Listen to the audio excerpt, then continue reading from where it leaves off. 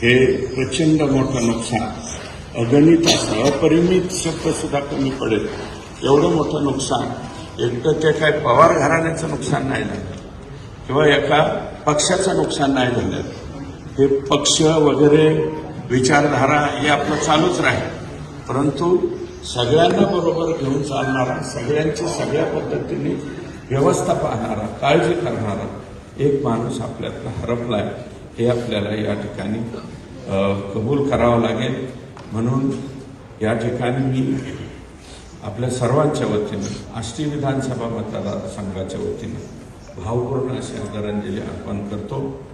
धोंडे साहेब म्हणाले त्याप्रमाणे देवाला विनंती करतो की हे देवा, आमच्या दादाला निश्चितपणे चांगल्या ठिकाणी जागा द्यावी.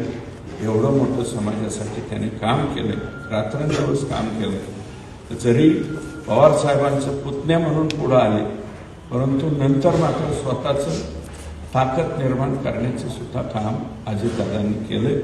फक्त आणि मला असं वाटतं, तुम्हाला हे खरं वाटणार नाही, परंतु एवढा अज्ञानी म्हणजे आज्ञाधारक, अज्ञानी शब्द चुकला मला, एवढा आज्ञाधारक पुतण्या जगात दुसरा कोणीही होणार नाही.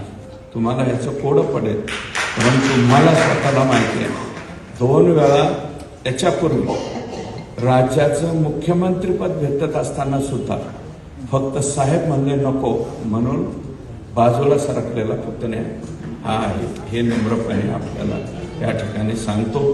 पुढे काय झालं त्याच्याबद्दल मी भाष्य करीत नाही, परंतु जगातला सर्वात आज्ञाधारक पुतण्या असं मी त्यांचा या ठिकाणी उल्लेख करेन, एवढंच नम्रपणे सांगतो.